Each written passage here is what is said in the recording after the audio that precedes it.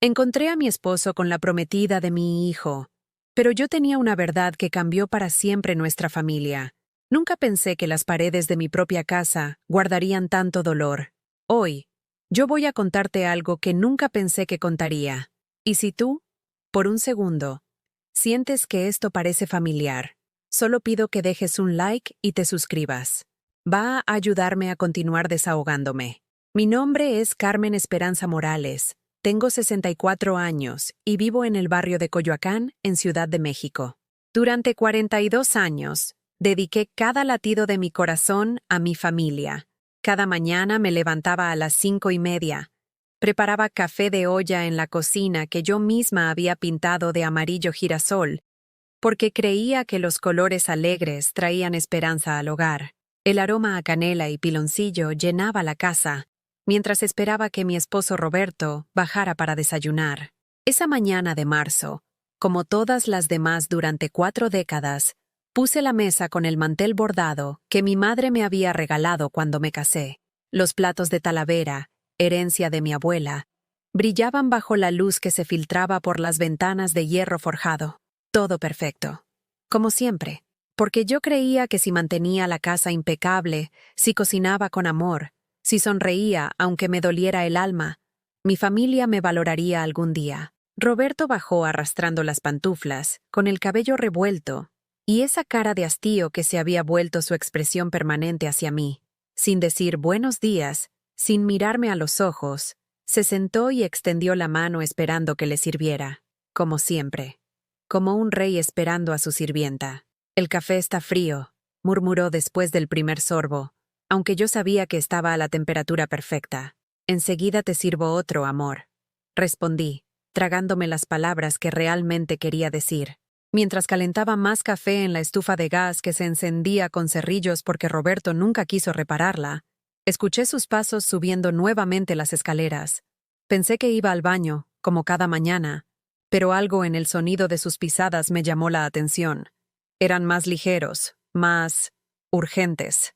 Subí tras él, mis pies descalzos silenciosos sobre los escalones de madera que crujían solo cuando no querías que lo hicieran. El corazón me latía extraño, como si supiera algo que mi mente aún no procesaba. La puerta de nuestro dormitorio estaba entreabierta.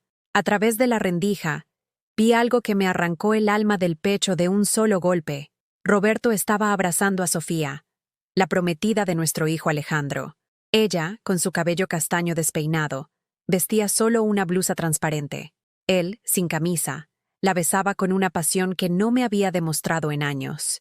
Sus manos recorrían la espalda de ella mientras susurraba palabras que yo había dejado de escuchar hacía tanto tiempo. El mundo se detuvo. El aire se volvió espeso, irrespirable. Mis piernas temblaron como si la tierra se moviera bajo mis pies. Quise gritar, pero mi garganta se cerró. Quise correr, pero mis músculos no respondían. Solo pude quedarme ahí, paralizada, viendo cómo mi matrimonio de 42 años se desmoronaba en 30 segundos.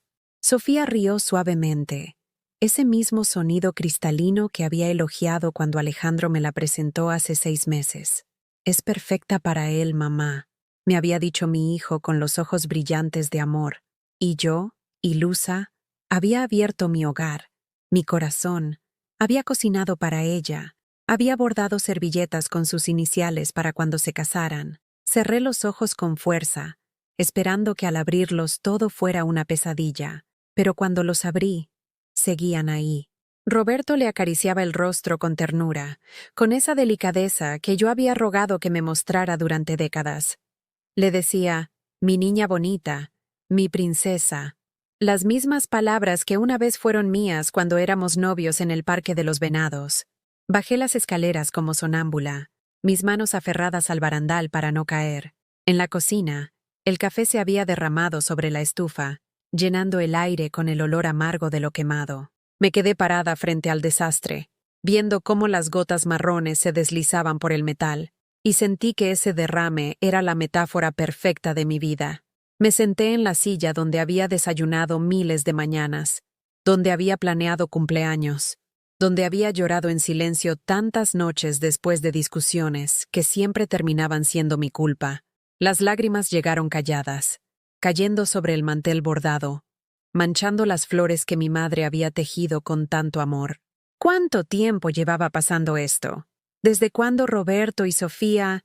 Las preguntas se agolpaban en mi mente como abejas furiosas. Recordé las veces que Sofía había venido a casa para aprender a cocinar, las tardes que Roberto llegaba tarde de la oficina, las miradas que ahora cobraban un significado completamente diferente. El sonido de la regadera arriba me sacó de mis pensamientos. Pronto bajarían, fingirían normalidad, y yo tendría que actuar como si no hubiera visto nada, como si mi mundo no se hubiera partido en dos, como si pudiera seguir viviendo en esta casa donde cada rincón ahora gritaba traición.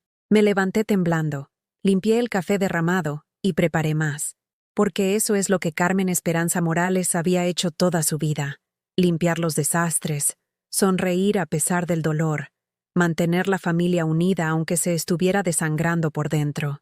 Pero mientras ponía la cafetera nueva en el fuego, algo dentro de mí comenzó a cambiar. Una chispa de rabia, pequeña pero real, se encendió en mi pecho, porque por primera vez en 42 años me pregunté, ¿y yo qué? ¿Cuándo fue la última vez que alguien en esta casa se preocupó por Carmen? El café empezó a hervir, pero yo ya no pensaba en servirlo.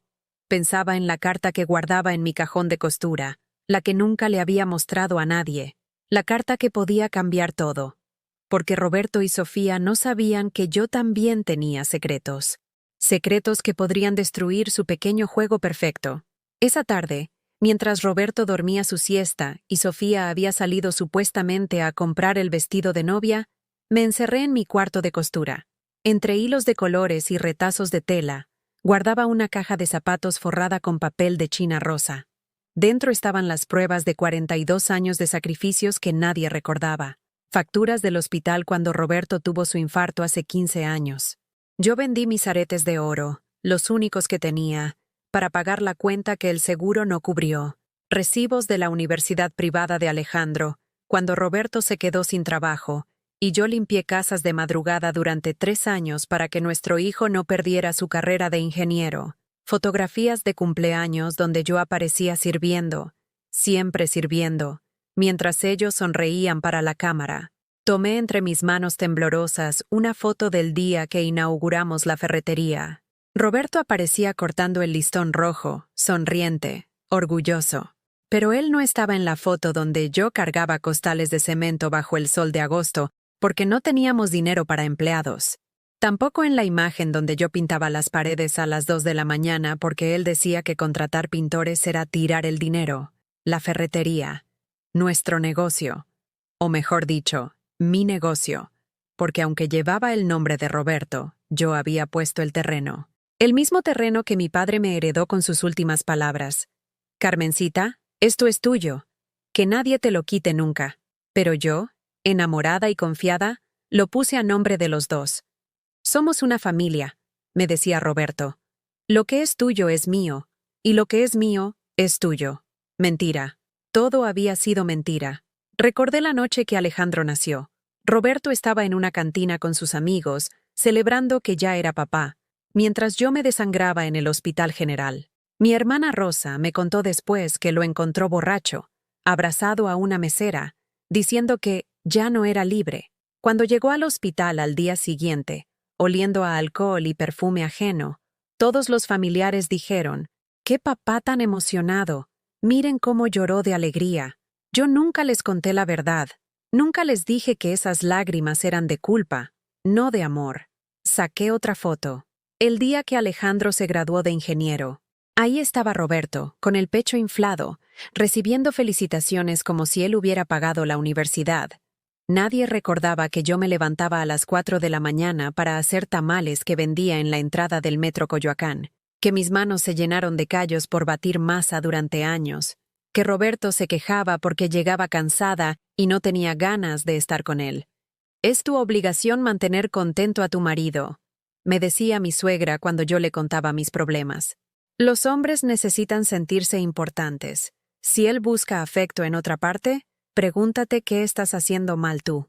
Siempre era mi culpa. Si Roberto llegaba de mal humor, era porque la comida estaba fría. Si gritaba, era porque la casa estaba desordenada. Si me ignoraba, era porque yo no me arreglaba lo suficiente. Si el sonido de la puerta principal me sacó de mis recuerdos. Voces en la sala. Roberto y Sofía habían regresado juntos. Mi corazón se aceleró. ¿Cómo podían ser tan descarados? ¿Tan crueles? Amor, ¿trajiste las cervezas? Escuché que decía Roberto. Sí, mi vida.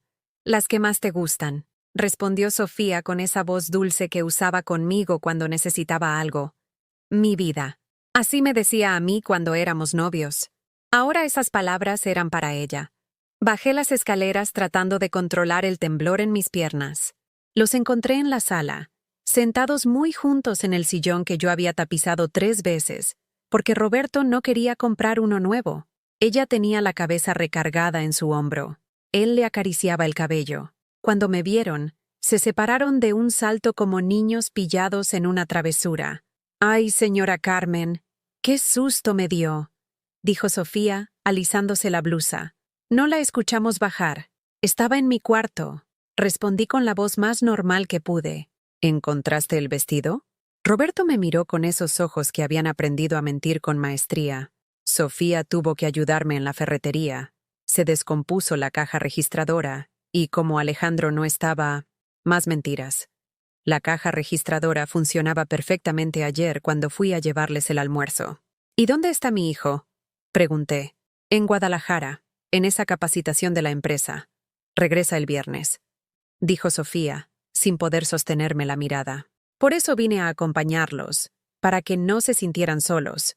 Acompañarlos, como si yo fuera una anciana decrépita que necesitaba compañía, como si Roberto fuera un pobre viudo abandonado. «Qué considerada eres, hija», dije. Y la palabra hija me supo a veneno en la boca. Esa noche preparé chiles en nogada, el platillo favorito de Roberto. Pasé 3 horas en la cocina, pelando nueces, preparando la nogada, limpiando granadas. Puse la mesa con la vajilla buena, encendí velas. Me puse el vestido azul que él me había regalado en nuestro aniversario número 20. Cuando los llamé a cenar, llegaron riendo por algo que habían visto en la televisión.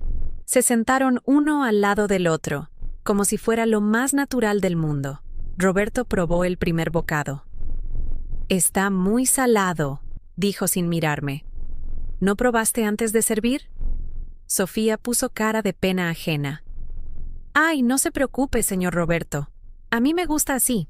«Está delicioso, señora Carmen», pero no se comió ni la mitad del plato.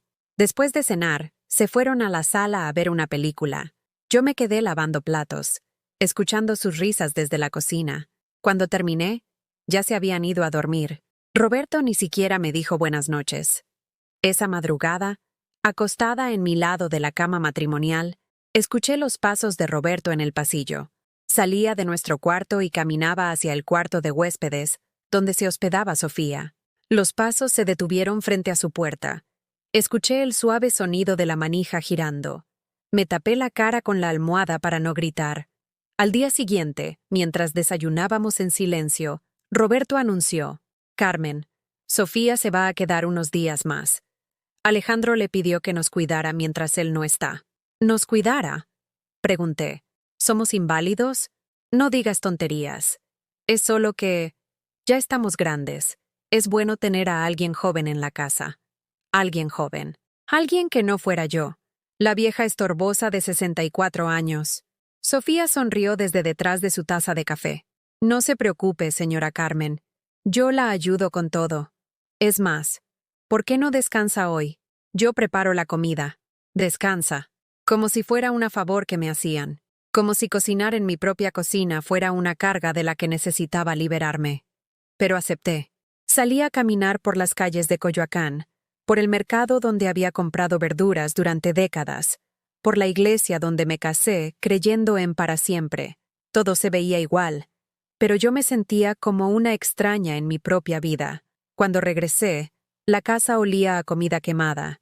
Encontré la cocina hecha un desastre y a Sofía llorando. «Se me quemó todo, señora Carmen. No sé cocinar como usted». Roberto la consolaba, acariciándole la espalda. «No te preocupes, mi amor. Carmen puede preparar algo rápido, mi amor. Ya ni siquiera se molestaba en disimular delante de mí. Mientras preparaba quesadillas para salvar la cena, los escuché susurrando en la sala. Palabras sueltas llegaban hasta mis oídos. Pronto. Planes. Esperar un poco más. Esa noche, guardé en mi caja de zapatos una nueva evidencia. El recibo del supermercado donde Roberto había comprado flores. Flores que jamás llegaron a mis manos, pero que vi marchitándose en el cuarto de Sofía. Y por primera vez en 42 años, dejé los platos sucios en el fregadero y me fui a dormir, porque algo en mi interior había comenzado a despertar. Algo que tenía que ver con esa carta guardada en mi cajón, y con la verdad que nadie en esta casa conocía. Los días siguientes se convirtieron en una pesadilla silenciosa, donde yo era la protagonista invisible de mi propia tragedia. Sofía se había instalado en mi casa como si fuera la dueña, y Roberto la trataba con una deferencia que jamás me había mostrado a mí, ni siquiera en nuestros mejores momentos. Una mañana, mientras preparaba café en la cocina, escuché risas desde el cuarto de costura. Mi santuario personal, el único espacio donde había sido verdaderamente feliz, estaba siendo invadido. Subí las escaleras con el corazón acelerado y encontré a Sofía mostrándole a Roberto mis bordados, mis proyectos de décadas. «Mira, amor, qué cosas tan viejitas», decía ella sosteniendo el mantel que había bordado para nuestro primer aniversario. «Esto ya no se usa. Está pasado de moda». Roberto asintió, como si mis años de trabajo no valieran nada. «Carmen siempre fue muy tradicional», dijo con un tono que convertía mi dedicación en algo vergonzoso. Carraspeé desde la puerta. Se voltearon sobresaltados. «¿Puedo saber qué hacen en mi cuarto?», pregunté, tratando de mantener la voz firme. «Ay, señora Carmen, perdón», dijo Sofía con esa sonrisa falsa que ya conocía también. «Es que le estaba enseñando a don Roberto lo talentosa que es usted. Aunque claro, estas cosas ya están muy anticuadas, ¿verdad?». Roberto no me defendió. Solo se encogió de hombros y salió del cuarto como si mi dolor no existiera. Esa tarde decidí visitar a mi hermana Rosa, quien vivía en la colonia del Valle. Necesitaba hablar con alguien, desahogarme antes de volverme loca. Rosa me recibió en su pequeño departamento, lleno de plantas y fotografías de sus nietos. Mientras preparaba té de manzanilla, le conté todo. Cada traición, cada humillación, cada noche de insomnio. «Carmen, ¿estás segura de lo que viste?», me preguntó Rosa, frunciendo el ceño. «A veces, cuando estamos estresadas, podemos malinterpretar». «Los vi besándose en mi cama, Rosa. No hay nada que malinterpretar. Pero Roberto, después de tantos años, no puede ser tan cruel». Mi propia hermana dudaba de mí, la única persona en el mundo que creí que me entendería, que me creería sin cuestionarme. «¿Sabes qué?», continuó Rosa. «Tal vez deberías hablar con él. Comunicarse es importante en el matrimonio. Y sobre Sofía, bueno, las muchachas jóvenes a veces son muy cariñosas. No significa nada malo». Regresé a casa con el alma más rota que cuando salí. Ni siquiera mi hermana me creía. En su mente yo era la esposa paranoica, la mujer celosa que veía traiciones donde no las había. Al llegar, encontré la casa vacía y una nota en la mesa de la cocina. «Carmen, fuimos a ver unas cosas para la boda. Volvemos en la noche. Roberto, para la boda. La boda de mi hijo con la mujer que se acostaba con mi esposo». Me senté en mi silla de la cocina y lloré hasta que no me quedaron lágrimas. Lloré por los 42 años perdidos, por la juventud que sacrifiqué, por los sueños que enterré para construir una familia que ahora me pisoteaba como si fuera un insecto molesto. Cuando se acabaron las lágrimas, algo extraño sucedió. Una calma fría se apoderó de mí. Me levanté, fui a mi cuarto de costura y saqué la caja de zapatos. Pero esta vez, no busqué recuerdos dolorosos. Busqué la carta que había llegado hace 6 meses, dirigida a mí. La carta que había escondido porque su contenido podía destruir todo. La carta del licenciado Herrera, el abogado de mi padre. La desdoblé con manos temblorosas. Las palabras seguían ahí, impresas en papel membretado. «Estimada señora Carmen Morales, después de una exhaustiva investigación de los archivos notariales, hemos descubierto un error en el testamento de su padre, don Aurelio Morales. El terreno donde actualmente se encuentra la ferretería, así como la casa donde usted reside, fueron registrados incorrectamente. Según los documentos originales, ambas propiedades están únicamente a su nombre. 5 propietarios. Su esposo Roberto jamás tuvo derechos legales sobre dichos inmuebles. La carta continuaba explicando tecnicismos legales, pero lo importante estaba claro. Roberto no era dueño de nada. La ferretería que tanto presumía, la casa donde me maltrataba, todo era mío, solo mío. Durante años había creído que éramos copropietarios, porque así me lo había dicho Roberto cuando nos casamos. Hay que ponerlo a nombre de los dos, mi amor. Somos una familia. Y yo, enamorada y confiada, había firmado lo que él me pidió. Pero al parecer, el notario había cometido un error y solo había registrado mi nombre. Roberto había estado viviendo una mentira durante décadas. Esa noche llegaron pasadas las 11, riendo y hablando en voz baja. Yo estaba en la sala, esperándolos. La carta estaba guardada en mi bata, contra mi pecho, como un talismán de poder. ¿Cómo estuvo tu día?, preguntó Roberto sin interés real, mientras Sofía subía directamente a su cuarto. Bien, respondí. ¿Y el suyo? ¿Compraron algo bonito para la boda? Roberto se sirvió un vaso de agua, evitando mi mirada. Solo vimos algunas cosas. Sofía tiene muy buen gusto. Seguro que sí, dije. Y algo en mi tono hizo que me mirara extrañado. Esa madrugada volví a escuchar los pasos en el pasillo, pero esta vez no me tapé la cara con la almohada. Esta vez me levanté y caminé silenciosamente hasta la puerta del cuarto de huéspedes. Puse la oreja contra la madera y escuché todo. Los gemidos de Sofía, las palabras sucias de Roberto, las promesas que le hacía sobre cuando Carmen ya no estorbe, sobre la vida que tendrían juntos. Pronto, mi amor, susurraba Roberto, cuando Alejandro se case contigo, podremos estar juntos sin escondernos. Carmen tendrá que aceptarlo. ¿Y si no acepta?, preguntó Sofía. Entonces buscaremos la manera de que se vaya. Esta casa es muy grande para una mujer sola. Tal vez necesite estar en un lugar más apropiado para su edad, un lugar apropiado para mi edad. Un asilo. Querían meterme en un asilo para quedarse con mi casa, con mi negocio, con mi vida. Regresé a mi cuarto temblando, pero no de miedo, de rabia. Una rabia fría, calculadora, que jamás había sentido antes. Al día siguiente, mientras ellos dormían después de su noche de pasión, salí temprano rumbo al despacho del licenciado Herrera. Su oficina estaba en una vieja casona de la colonia Roma Norte, llena de libros de leyes y el olor a papel viejo que caracteriza a los lugares donde se guardan secretos importantes. Señora Morales, me recibió el licenciado, un hombre mayor de bigote blanco. Me da mucho gusto verla. ¿Recibió mi carta? Sí, licenciado. Por eso estoy aquí. Necesito entender exactamente cuáles son mis derechos. Durante 2 horas, el abogado me explicó la situación legal, la casa, el terreno de la ferretería, incluso las ganancias del negocio de los últimos años. Todo era legalmente mío. Roberto había sido solo un administrador sin saberlo. Pero, licenciado, pregunté, ¿qué pasa con el matrimonio? ¿No tiene derecho a la mitad por ser mi esposo? Señora, bajo el régimen de separación de bienes que se registró en su matrimonio, cada cónyuge mantiene la propiedad de sus bienes individuales.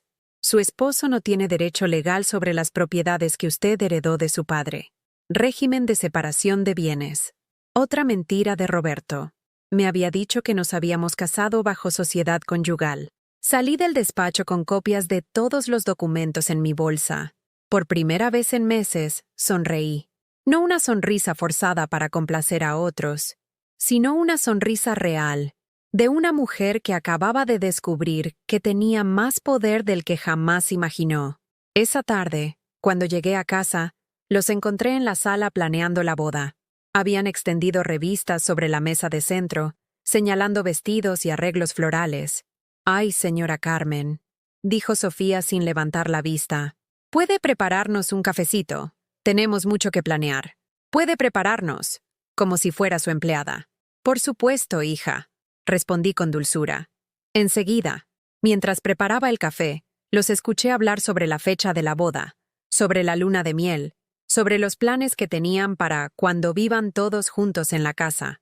Serví el café en las tazas de porcelana que mi abuela me había heredado. Me senté con ellos, sonriendo plácidamente. ¿Saben qué? Dije con voz tranquila. Tengo una noticia que darles. Roberto y Sofía me miraron expectantes. Recibí una carta muy interesante del abogado de mi padre. La sonrisa de Sofía se desvaneció ligeramente. Roberto frunció el ceño. ¿Qué tipo de carta?, preguntó él. Oh, solo algunos asuntos legales aburridos, respondí, dando un sorbo a mi café. Cosas sobre propiedades y documentos. Nada importante. Pero era importante. Muy importante. Y pronto, muy pronto, lo sabrían. El viernes por la tarde, Alejandro regresó de Guadalajara. Mi hijo, mi único hijo, el niño que había cargado en brazos durante noches enteras cuando tenía fiebre, el joven al que había sacrificado mis sueños para darle una educación. Entró a la casa con su maleta y esa sonrisa que heredó de mí, esa que solía iluminar mis días más oscuros. ¡Mamá!, gritó desde la entrada. ¿Dónde está mi prometida favorita? Sofía bajó corriendo las escaleras como una adolescente enamorada, se lanzó a sus brazos y lo besó con una pasión que me revolvió el estómago, porque yo sabía dónde habían estado esos labios las noches anteriores, en qué otras bocas habían susurrado palabras de amor.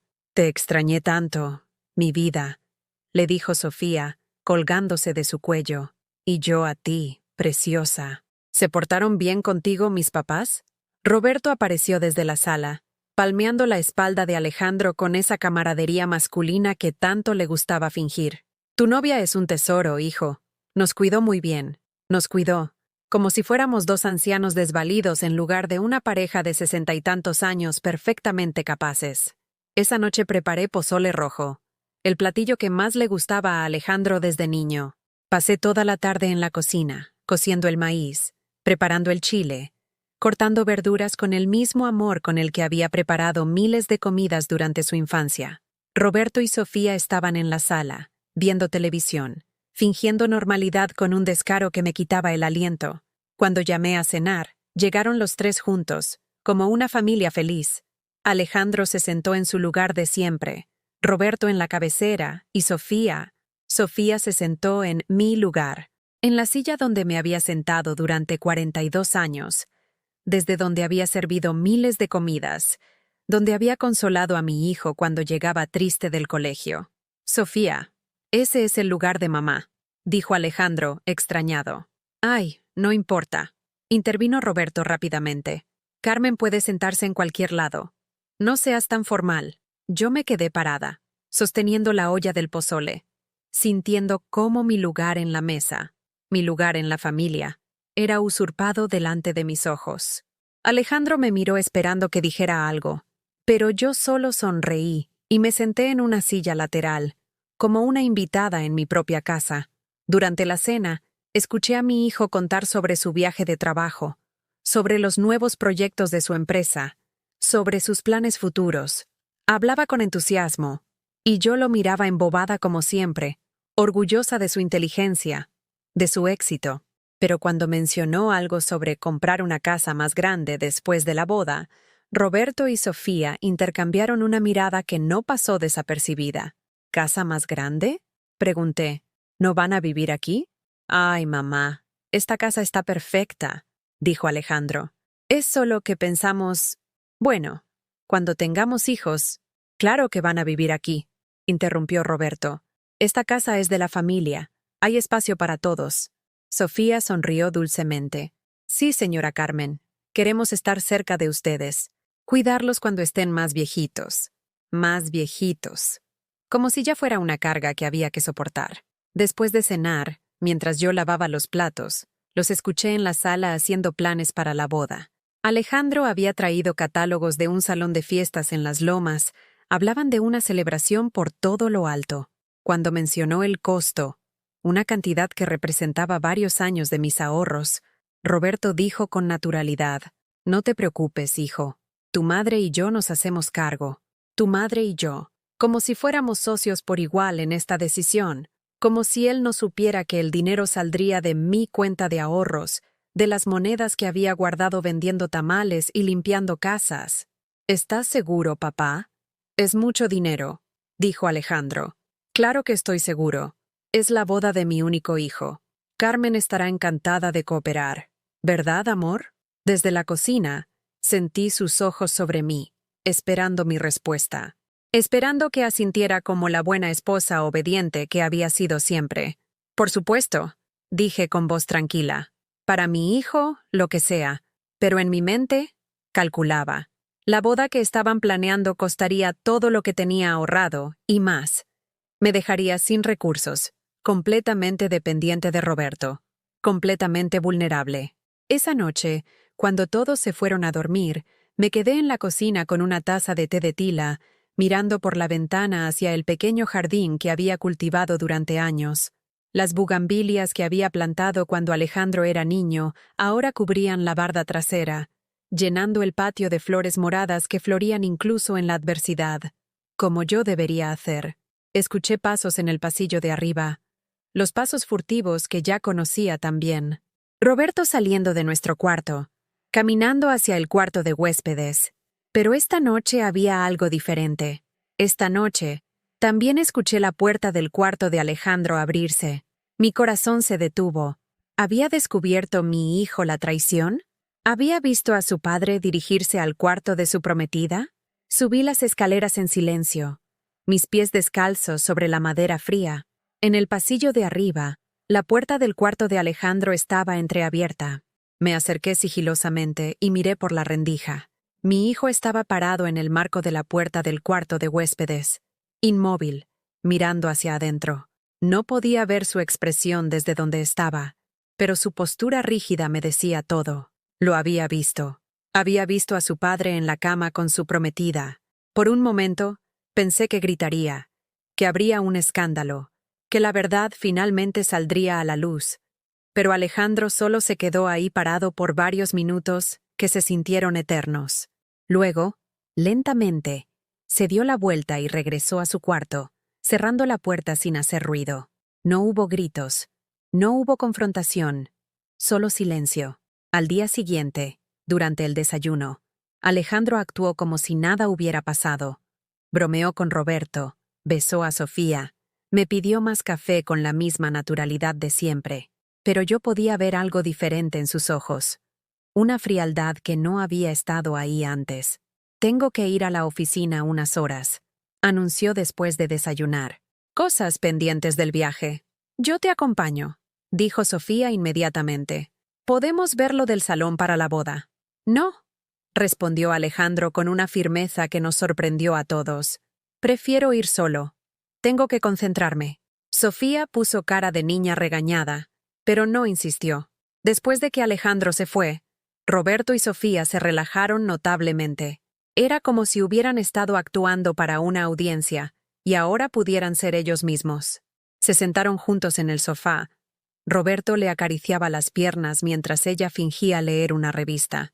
¿Sabes qué?, dijo Roberto de repente. Deberíamos salir, ir al centro, caminar por Coyoacán, como cuando éramos novios. Se refería a cuando ellos eran novios, no cuando Roberto y yo éramos novios. Había borrado completamente nuestra historia, nuestros recuerdos, como si nunca hubieran existido. ¿Y Carmen?, preguntó Sofía con falsa preocupación. Carmen estará bien aquí. Le gusta la casa. Además, necesita descansar. Necesitaba descansar, como si fuera una enferma terminal en lugar de una mujer perfectamente sana que había trabajado toda su vida. Se fueron como adolescentes escapándose de clases, riendo y tomados de la mano. Desde la ventana de la sala los vi caminar por la calle. Roberto con el paso juvenil que solo mostraba cuando estaba con ella. Sofía colgada de su brazo como una quinceañera con su primer novio. Cuando desaparecieron de mi vista, saqué el teléfono y marqué un número que había memorizado. Licenciado Herrera, dije cuando contestó. Soy Carmen Morales. Necesito verlo urgentemente. Esa tarde, sentada en el despacho del abogado, le conté todo. La traición, los planes de la boda, la manera en que querían usar mis ahorros. El licenciado me escuchó con la paciencia de quien ha visto todas las crueldades humanas posibles. Señora Morales, me dijo cuando terminé. Legalmente, usted tiene todo el poder. Puede echarlos de la casa mañana mismo si así lo desea. Puede cambiar las cerraduras, cortar los servicios, incluso denunciar a su esposo por usurpación. ¿Y mi hijo?, pregunté. ¿Y la boda? Su hijo es adulto. Tomará sus propias decisiones. Y en cuanto a la boda, el dinero es suyo. Nadie puede obligarla a gastarlo. Regresé a casa con los documentos en mi bolsa y una decisión en mi corazón. Pero cuando llegué, encontré a Alejandro esperándome en la sala, con una expresión que no había visto nunca antes. «Mamá», me dijo con voz tensa, «tenemos que hablar». Mi corazón se aceleró. ¿Había decidido enfrentar la verdad? Había venido a defender a su madre. «Dime, hijo. Es sobre la boda, sobre el dinero. ¿Qué pasa con el dinero?» Alejandro tomó aire profundamente. «Mamá, creo que deberías darnos el dinero ahora. Depositarlo en mi cuenta. Ya sabes, para que yo pueda manejar los gastos directamente». El mundo se detuvo. Mi hijo, mi único hijo, no había venido a defenderme. Había venido a despojarme. ¿Por qué?, susurré. «Bueno, es que papá dice que a tu edad, manejar tanto dinero puede ser confuso. Es mejor que yo me encargue». A mi edad, confuso. Las mismas palabras que Roberto usaba para justificar tratarme como si fuera senil. «Alejandro», dije lentamente, «¿tú crees que estoy perdiendo la razón?» Mi hijo evitó mi mirada. «No, mamá. Pero, bueno, ya no eres tan joven. Y el dinero es importante. No queremos que cometas algún error». En ese momento, viendo a mi hijo repetir las palabras de su padre, entendí que había perdido todo. No solo a mi esposo, también a mi hijo. Pero tenía los documentos en mi bolsa. Y por primera vez en mi vida, tenía el poder de elegir. Esa noche no pude dormir. Me quedé sentada en el borde de mi cama, mirando a Roberto respirar plácidamente a mi lado, como si no hubiera destruido 42 años de matrimonio, como si no me hubiera convertido en una extraña en mi propia casa. Sus ronquidos llenaban el silencio de la madrugada, el mismo sonido que había escuchado durante décadas, pero que ahora me resultaba insoportable. A las 5 de la mañana, me levanté con una determinación que no había sentido jamás. Me vestí en silencio, tomé mi bolsa donde guardaba los documentos del licenciado Herrera y salí de la casa sin despertar a nadie. Las calles de Coyoacán estaban vacías. Solo algunos trabajadores madrugadores caminaban hacia las paradas del camión, y los vendedores de tamales comenzaban a instalar sus puestos en las esquinas. Llegué al banco cuando apenas abrían las puertas. La empleada, una mujer joven de cabello recogido y uniforme impecable, me recibió con la sonrisa profesional de quien aún no ha sido desgatada por las miserias humanas que se ven detrás de los mostradores. «Buenos días, señora. ¿En qué puedo ayudarla? Quiero cerrar mi cuenta de ahorros», dije con voz firme. «¿Cerrar? ¿Está segura? Es una cuenta con bastante antigüedad. Completamente segura». Mientras la empleada tecleaba en su computadora, pensé en todos los años que había tardado en juntar ese dinero. Cada peso había sido una victoria pequeña, el cambio que me sobraba del mercado, las propinas que me daban cuando vendía tamales, los billetes arrugados que escondía en frascos de café vacíos para que Roberto no los viera. Era mi dinero, ganado con mis manos, guardado con mis sacrificios. «Señora, veo que la cuenta tiene movimientos recientes autorizados por el señor Roberto Morales. ¿Él sabe que va a cerrarla?»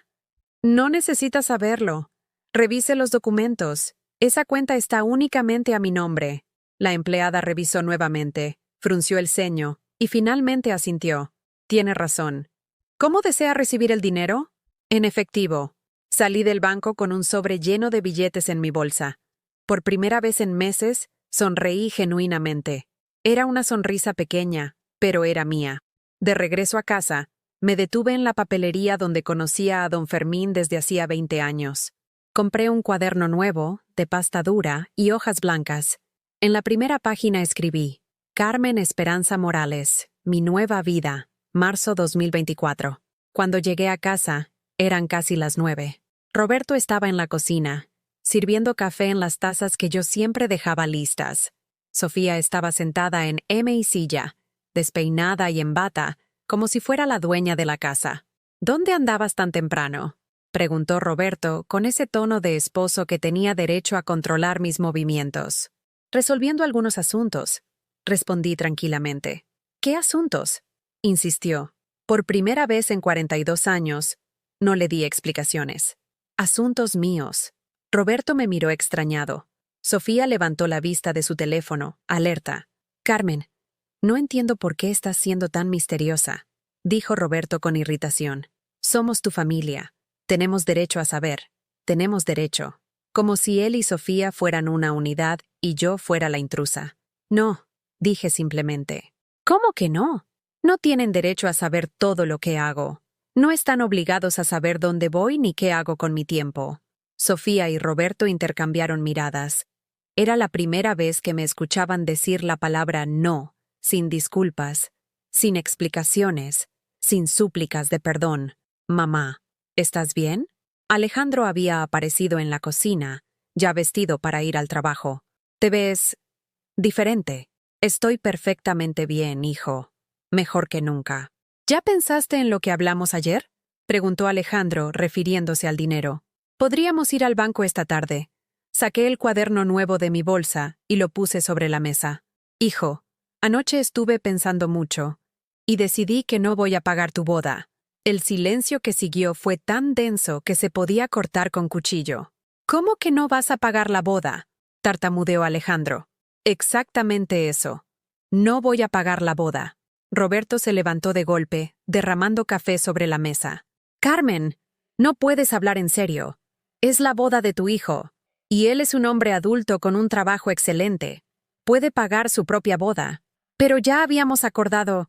Tú habías acordado. Lo interrumpí. Nadie me preguntó mi opinión. Nadie me preguntó si quería gastar todos mis ahorros en una fiesta. Sofía palideció. Sus planes de boda fastuosa se desvanecían frente a sus ojos. Señora Carmen, pero nosotros contábamos con ese dinero. Ya apartamos el salón, ya pagamos el anticipo del vestido. Esos son sus problemas, no los míos. Alejandro me miraba como si no me reconociera. Mamá, ¿qué te pasa? Siempre has sido generosa con la familia. ¿Por qué ahora actúas tan egoísta? Egoísta. Después de 42 años de sacrificios, después de vender mis aretes para pagar hospitales, después de limpiar casas para costear su universidad, después de nunca comprarme nada para mí misma, yo era la egoísta. ¿Sabes qué, Alejandro? Tienes razón. Voy a ser egoísta por primera vez en mi vida. Abrí el cuaderno en la primera página y escribí mientras hablaba. Día 1 de ser egoísta. No voy a pagar la boda de mi hijo porque él puede pagarla con su propio dinero. Roberto estaba rojo de la ira. Carmen, ya basta de teatro. Deja de hacer el ridículo. El ridículo lo he hecho durante 42 años, Roberto. Fingiendo que no veía tus desprecios. Fingiendo que no me dolían tus palabras. Fingiendo que éramos felices cuando tú ya no me querías. ¿De qué hablas? Claro que te quiero. ¿Ah, sí? ¿Cuándo fue la última vez que me dijiste algo bonito? ¿Cuándo fue la última vez que me trataste como a tu esposa y no como a tu sirvienta? Roberto abrió la boca para responder, pero no salieron palabras, porque la verdad era que no recordaba. Escribí en el cuaderno, Roberto no recuerda cuándo fue la última vez que me trató con amor. ¡Basta ya!, gritó Sofía perdiendo la compostura por primera vez. ¡Está loca! ¡No puede hacernos esto! La miré fijamente. Esta muchacha que había llegado a mi casa como la prometida de mi hijo y se había convertido en la amante de mi esposo. ¿Hacerles qué, exactamente? ¿No darles mi dinero? ¿No servirles como su empleada doméstica gratuita? Eres su madre, chilló Sofía. Es tu obligación. Mi obligación era criarlo, educarlo y darle amor. Eso ya lo cumplí. Él ya es adulto. Me levanté de la mesa, tomé mi cuaderno y mi bolsa. ¿A dónde vas?, preguntó Roberto. A desayunar fuera, a un lugar donde nadie me grite, donde nadie me diga qué debo hacer con mi dinero, donde nadie me trate como si fuera invisible. Carmen, regresa aquí ahora mismo. Me detuve en la puerta de la cocina y me volví hacia él. No. Esa palabra, tan simple, tan pequeña, se sintió como la más poderosa que había pronunciado en mi vida. Salí de la casa y caminé hasta la cafetería El Jarocho, en la plaza de Coyoacán. Pedí café de olla, pan dulce, y me senté en una mesa junto a la ventana. Saqué mi cuaderno y escribí: Día 1 de mi nueva vida. Cerré mi cuenta de ahorros. Dije no por primera vez. Desayuné sola y en paz. Roberto gritó, pero no me intimidó. Me siento extraña, pero bien. Ay, una señora mayor en la mesa de al lado me sonrió. ¿Escribiendo memorias, querida? Algo así, respondí. Estoy empezando una nueva historia. Nunca es tarde para empezar de nuevo, me dijo con complicidad. Yo me divorcié a los 70. Mejor tarde que nunca. Terminé mi desayuno sin prisa, saboreando cada sorbo de café, cada migaja de pan, por primera vez en décadas. Nadie me estaba esperando para servirle algo. Nadie me gritaba que se le había enfriado la comida. Nadie me trataba como si fuera invisible. Cuando regresé a casa, encontré a Roberto esperándome en la sala, con cara de pocos amigos. Carmen, ya es suficiente. Deja de hacer berrinches y compórtate como una mujer madura. Me estoy comportando exactamente como una mujer madura, Roberto. Una que ya no va a permitir que la traten mal. ¿Tratarte mal? Jamás te he tratado mal. Saqué mi cuaderno y escribí mientras hablaba. Roberto cree que nunca me ha tratado mal. ¿Qué escribes ahí? La verdad. Todo lo que ha pasado. Todo lo que siento. Todo lo que he callado durante años. Por primera vez, vi miedo en sus ojos. Miedo de que alguien más leyera esas verdades que él creía enterradas para siempre. Esa noche, por primera vez en 42 años, no preparé la cena. Me quedé en mi cuarto de costura, escribiendo en mi cuaderno, planeando mi nueva vida.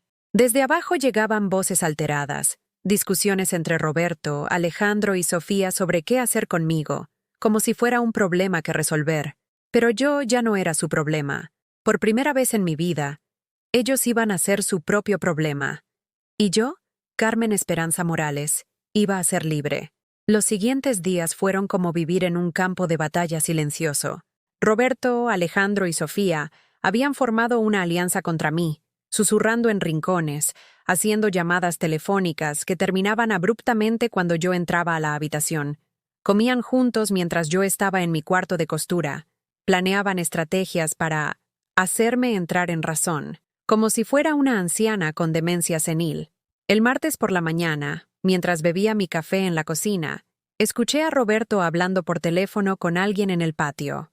Sí, doctor. Mi esposa está teniendo comportamientos muy extraños. De repente se niega a hacer cosas que siempre ha hecho. No es agresiva, pero está muy irracional. ¿Cree que podría ser el inicio de algún tipo de demencia? Demencia. Querían declararme loca. Esa tarde, Roberto llegó acompañado de un hombre mayor con bata blanca y maletín médico. El doctor Ramírez, según se presentó, era un especialista en geriatría muy recomendado. Carmen, el doctor vino a hacerte un chequeo general, dijo Roberto con falsa preocupación. Solo para asegurarnos de que estés bien de salud. No necesito ningún chequeo, respondí tranquilamente. Estoy perfectamente bien. Mamá, por favor, intervino Alejandro. Solo será un momento. Nos preocupas. El doctor Ramírez sonrió con esa paciencia condescendiente que usan los médicos con los pacientes ancianos. Señora Carmen, solo serán unas preguntas sencillas. ¿Sabe qué día es hoy? Martes, 19 de marzo de 2024. ¿Sabe dónde está?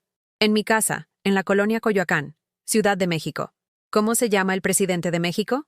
Andrés Manuel López Obrador. Respondí cada pregunta con claridad perfecta. El doctor parecía desconcertado. Su esposo me comenta que ha tenido algunos cambios de comportamiento recientemente. ¿Qué tipo de cambios, doctor? Bueno, dice que se niega a hacer cosas que antes hacía normalmente, que ha tomado decisiones financieras impulsivas. Me levanté y fui por mi cuaderno. Regresé y lo puse sobre la mesa. Doctor, ¿considera usted que una mujer de 64 años, con todas sus facultades mentales, no tiene derecho a decidir cómo gastar su propio dinero? Bueno, por supuesto que sí, pero ¿y considera que tiene la obligación de cocinar y limpiar gratis para adultos perfectamente capaces de hacerlo por sí mismos? No, claro que no, pero me han dicho que usted siempre Lo que yo siempre hice ya no es relevante, doctor. Lo relevante es lo que quiero hacer ahora. El doctor Ramírez miró a Roberto con expresión incómoda. Señor Morales, su esposa está perfectamente lúcida. No encuentro ningún signo de deterioro cognitivo. Después de que el doctor se fue, Roberto explotó. Carmen, ya basta. Estás destruyendo esta familia. Yo no estoy destruyendo nada, Roberto. Solo estoy dejando de mantener unida una mentira. ¿Qué mentira? La mentira de que somos una familia feliz. La mentira de que me respetas. La mentira de que me amas. Roberto se acercó a mí, con el rostro rojo de ira. Te he dado 42 años de mi vida. Y yo te di 42 años de la mía. Pero al parecer, eso no fue suficiente para ti. ¿De qué hablas? Fue entonces cuando decidí que ya era hora. Hora de sacar la verdad a la luz. Hora de mostrar las cartas que había guardado durante tanto tiempo. Hablo de Sofía, Roberto. El silencio que siguió fue mortal. Roberto palideció.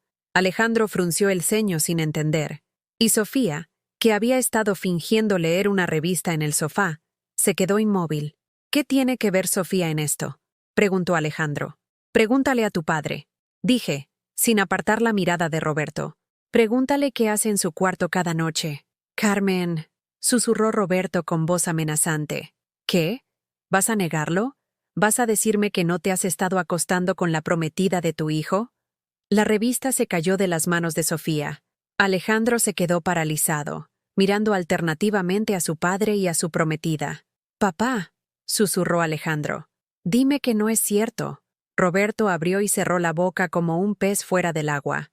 Hijo, es complicado. ¿Complicado? Gritó Alejandro. ¿Te estás tirando a mi prometida y es complicado? Sofía se levantó del sofá, con lágrimas en los ojos. Alejandro, puedo explicarlo. ¿Explicar qué? ¿Explicar que eres una puta que se acuesta con mi papá? No me hables así, chilló Sofía. Tu padre y yo nos enamoramos. No fue planeado.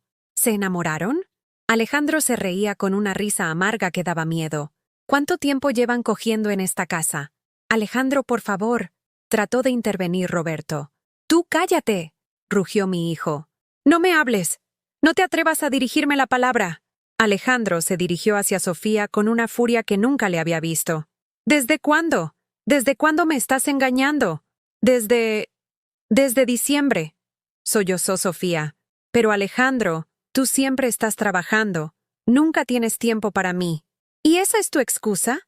¿Que trabajo mucho para comprarte el pinche anillo que tienes en el dedo? Sofía se quitó el anillo de compromiso y lo arrojó al suelo. No quiero tu anillo. Roberto me ama de verdad. ¿Roberto te ama? Pregunté con una calma que me sorprendió a mí misma. ¿Te ama tanto que no ha dejado a su esposa por ti? ¿Te ama tanto que sigue durmiendo en mi cama? Roberto me miró con odio puro. Carmen, esto no es asunto tuyo. ¿No es asunto mío que mi esposo engañe en mi propia casa? ¿No es asunto mío que use mi cama para acostarse con otra mujer? ¡Basta!, gritó Alejandro. No quiero escuchar más.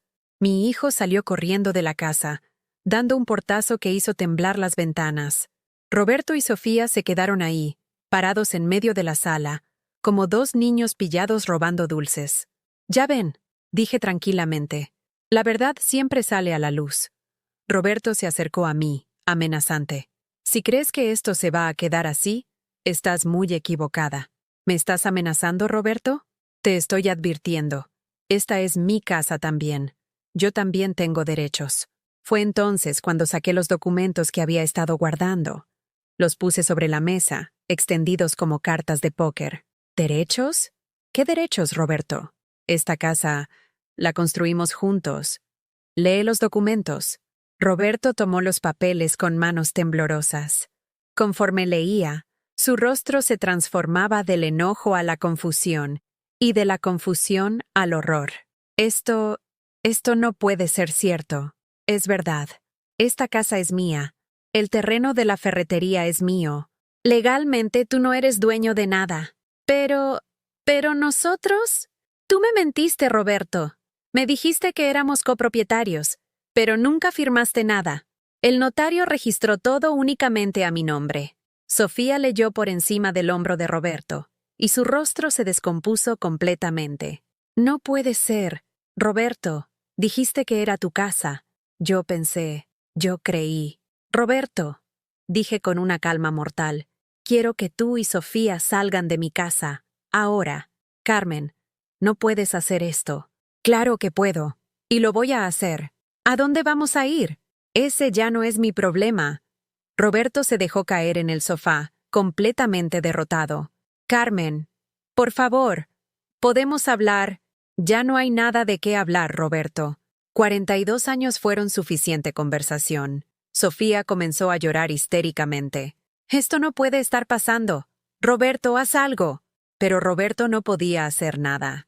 Por primera vez en 42 años, no tenía poder sobre mí.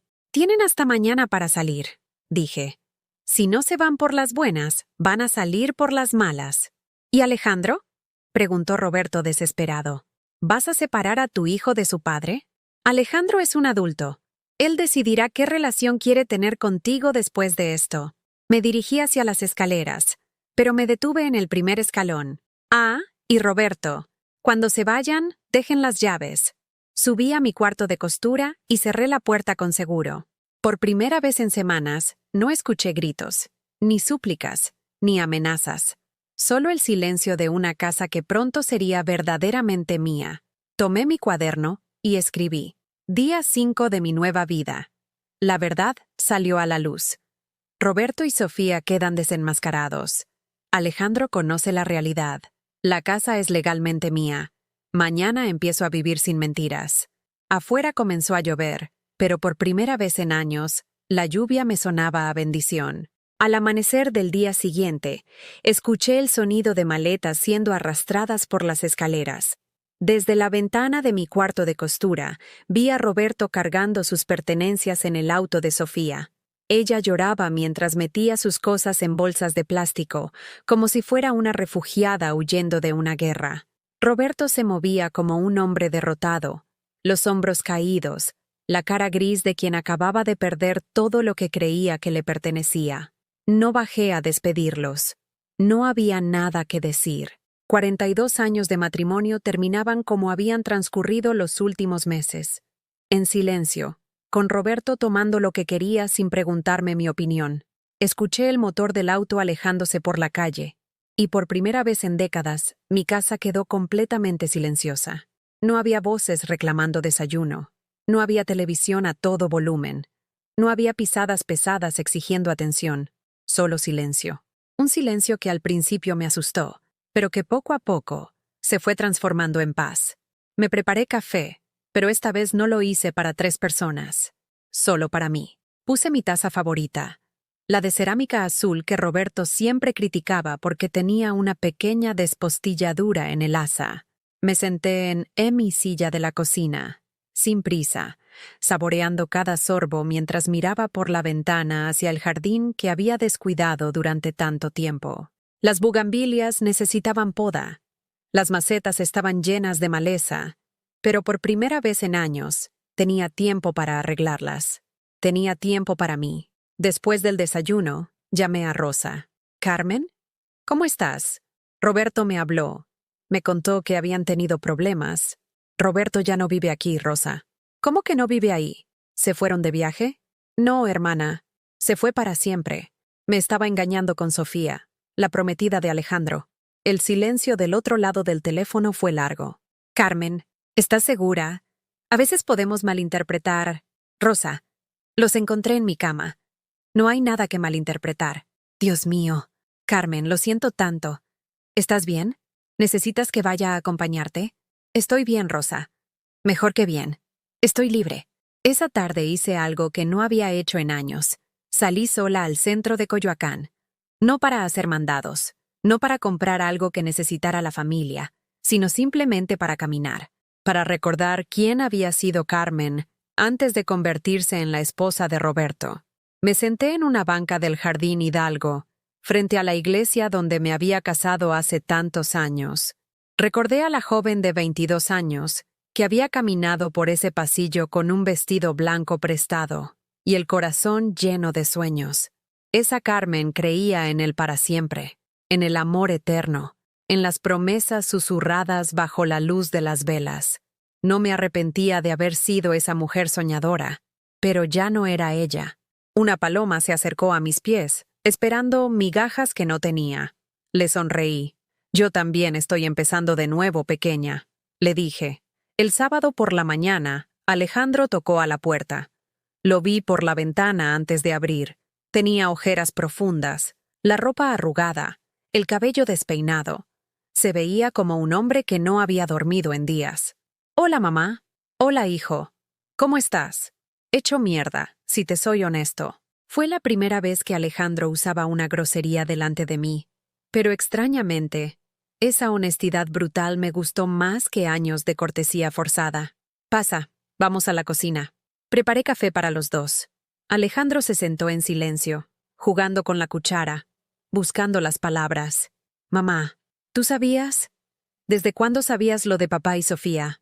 Desde hace unas semanas. ¿Por qué no me dijiste nada? ¿Me habrías creído? Alejandro bajó la cabeza, avergonzado. Probablemente no. Habría pensado que estabas celosa, que te estabas imaginando cosas. Por eso no dije nada. Tenía que salir de ellos mismos. Mamá, perdóname. ¿Por qué me pides perdón? Por todo. Por no defenderte cuando papá te hablaba mal. Por pedirte dinero para la boda sin pensar en lo que significaba para ti. Por no ver lo que estaba pasando en mi propia cara. Alejandro comenzó a llorar. No como un hombre adulto, sino como el niño que había sido.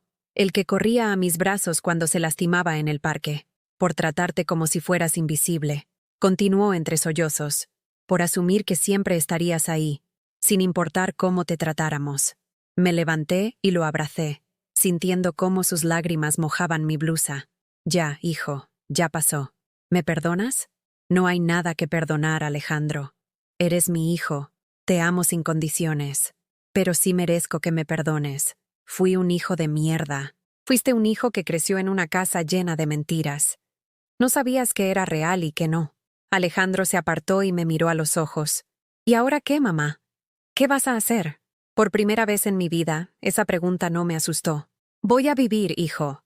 Voy a hacer todo lo que no hice durante 42 años. ¿Cómo qué? Como viajar. Quiero conocer Oaxaca. Quiero ver las pirámides de Teotihuacán sin tener que regresar corriendo a preparar la comida. Quiero tomar clases de pintura. Siempre me gustó pintar, pero nunca tuve tiempo. Alejandro sonrió por primera vez desde que había llegado. Mamá, ¿sabes qué? Yo te pago el viaje a Oaxaca, como regalo de... no sé, como regalo de libertad. No necesitas pagarme nada, hijo. Sí necesito. Necesito empezar a compensar todo lo que no hice. Esa noche, después de que Alejandro se fue, me di un baño largo con sales aromáticas que había comprado pero nunca había usado. Me puse la pijama de seda que había guardado para ocasiones especiales, que nunca llegaron. Me serví una copa de vino tinto y me senté en la sala a ver una película romántica que Roberto siempre había criticado por cursil. La casa se sentía diferente. Ya no era el escenario de una obra de teatro donde yo interpretaba el papel de esposa abnegada. Era simplemente mi hogar. El lunes por la mañana hice algo que llevaba años posponiendo. Fui a la Academia de Arte que estaba cerca del mercado. Era un edificio viejo con paredes llenas de obras de estudiantes, olía a pintura y a posibilidades infinitas. ¿En qué la puedo ayudar? Me preguntó una joven con delantal manchado de colores. Quiero tomar clases de pintura. ¿Ha pintado antes? Hace muchos años. Pero quiero volver a empezar. Perfecto. Tenemos un curso para principiantes que empieza mañana. Es de martes a jueves, de 10 a 12. Martes a jueves, de 10 a 12. Horarios que antes habrían sido imposibles porque Roberto esperaba el almuerzo a las 2. Porque tenía que ir al mercado. Porque la casa no se limpiaba sola. Me apunto. Salí de la academia con una lista de materiales y una emoción que no había sentido en décadas. Era la emoción de empezar algo nuevo, de aprender, de crear. Esa tarde, mientras ordenaba el closet que había compartido con Roberto durante 42 años, encontré una caja que había olvidado.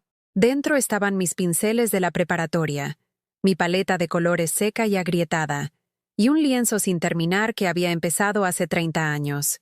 Era un paisaje de Xochimilco, con trajineras de colores brillantes navegando entre chinampas verdes. Lo había empezado después de un paseo dominical con Roberto, cuando aún éramos felices, cuando él aún me miraba con amor. Nunca lo había terminado porque Roberto me había dicho que pintar era una pérdida de tiempo para una mujer casada. Cargué el lienzo hasta la sala y lo puse contra la pared, donde antes había estado la fotografía de nuestra boda. Mañana compraría pintura nueva y lo terminaría. Por primera vez en 30 años, iba a terminar algo que había empezado. Saqué mi cuaderno y escribí: Día 10 de mi nueva vida. Alejandro pidió perdón y lo perdoné. Me inscribí en clases de pintura. Encontré mi lienzo sin terminar. Mañana empiezo a completar lo que dejé a medias. He descubierto algo importante. No es demasiado tarde para volver a ser quien siempre fui por dentro. Cerré el cuaderno y miré por la ventana hacia las bugambilias que había podado esa mañana. Ya estaban brotando nuevas flores, moradas y vibrantes, como si también hubieran estado esperando su momento de renacer, como yo. 6 meses después, estoy sentada en el patio de mi casa, que ya no se siente como la casa donde sufrí durante 42 años, sino como el hogar que elegí para empezar mi nueva vida. Las bugambilias que podé aquel primer día ahora cubren completamente la barda trasera, creando una cortina de flores moradas que se mueve suavemente con la brisa de octubre. En mis manos tengo una taza de café de olla, preparado exactamente como a mí me gusta, sin prisa, sin nadie gritándome que está frío o que necesita más azúcar. A mi lado, sobre la mesa de hierro forjado que compré con mi primer sueldo de mujer libre, está mi último cuadro, un autorretrato que pinté en la clase de la maestra Elena. No es técnicamente perfecto, pero es honesto. Muestra a una mujer de 64 años con canas que ya no esconde, con arrugas que ya no trata de disimular, con ojos que brillan con una paz que no había conocido jamás. Es el rostro de Carmen Esperanza Morales, no el de la esposa de Roberto, no el de la madre sacrificada de Alejandro, sino el de la mujer que decidió elegirse a sí misma después de décadas de elegir a otros. La ferretería la vendí en julio. El licenciado Herrera me ayudó con todos los trámites legales. Roberto intentó reclamar su parte, pero los documentos fueron claros. Nunca había sido copropietario de nada. Con el dinero de la venta pude saldar todas las deudas, renovar la casa completamente, y aún me sobró lo suficiente para vivir cómodamente sin depender de nadie. Cambié los muebles que habían sido testigos de mi humillación. Pinté las paredes de colores que me gustaban a mí: amarillo girasol en la cocina, azul cielo en mi cuarto, verde menta en la sala. Cada color era una declaración de independencia, una forma de borrar los fantasmas del pasado y crear espacios que reflejaran mi verdadera personalidad. El cuarto de costura lo convertí en mi estudio de arte. Allí pasó las mañanas pintando paisajes de los lugares que he visitado. Las montañas de Oaxaca, donde fui en septiembre y probé mole negro por primera vez sin tener que regresar corriendo a casa. Las pirámides de Teotihuacán, donde subí hasta la cima del Templo del Sol, sintiendo que yo también estaba ascendiendo hacia una nueva versión de mí misma. Las calles empedradas de San Miguel de Allende, donde compré rebozos de colores y me tomé fotografías sonriendo sin fingir. Alejandro viene a visitarme todos los domingos. Al principio venía cargado de culpa, tratando de compensar años de indiferencia con regalos caros y atenciones exageradas. Tuve que enseñarle que no necesitaba su culpa, solo su amor sincero. Ahora nuestras visitas son naturales, relajadas. Cocinamos juntos, me cuenta sobre su trabajo, me pide consejos sobre su vida amorosa. Sí, está saliendo con alguien nuevo. Ana, una doctora que conoció en el gimnasio y que me trata con el respeto que merezco cuando viene a casa. Mamá, me dijo la semana pasada mientras preparábamos pozole, no sabes cómo me da gusto verte así. Pareces otra persona. No soy otra persona, hijo. Soy la misma de siempre, solo que ahora me permito ser yo misma. ¿No extrañas nada de antes? Extraño al padre que creí que tenías. Extraño la familia que pensé que éramos. Pero no extraño la mentira. Roberto intentó regresar 2 veces.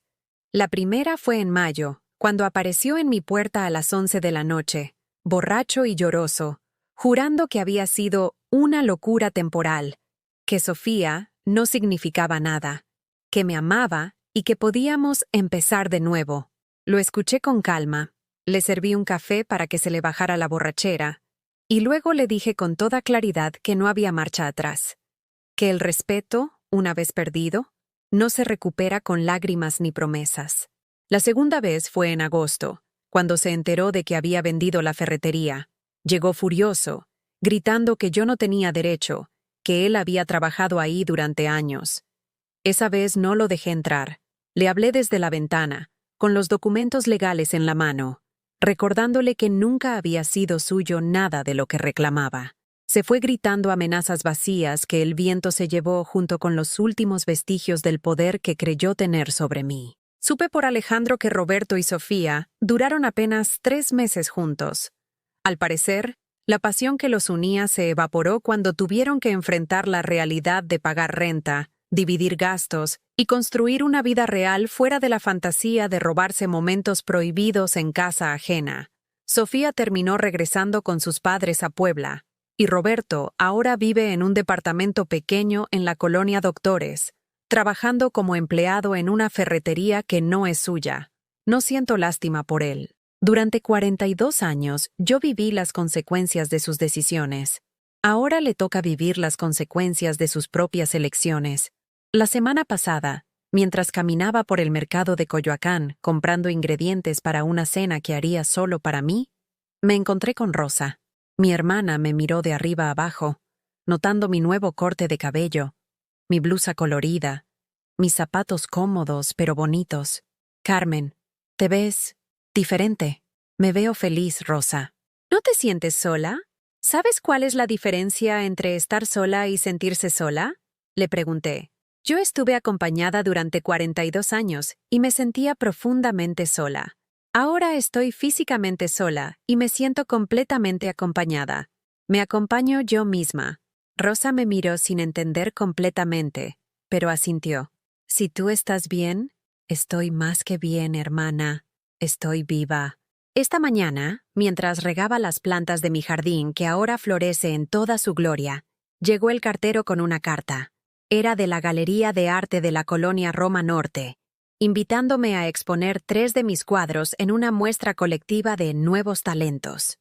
Me reí al leer Nuevos Talentos, aplicado a una mujer de 64 años, pero luego pensé que tal vez eso era exactamente lo que era, un talento nuevo, una artista que había nacido de las cenizas de una esposa sumisa. Voy a participar en la exposición. Voy a colgar mis cuadros en una pared donde otras personas los verán, los juzgarán, tal vez hasta los compren. Hace un año, la idea me habría aterrorizado.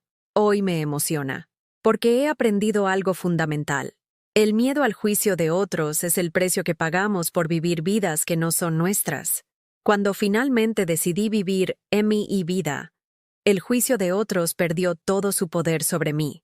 Anoche, mientras cenaba en mi comedor iluminado por velas que encendí solo porque me gusta cómo se ve la luz danzando en las paredes, pensé en todas las mujeres que tal vez están pasando por lo que yo pasé.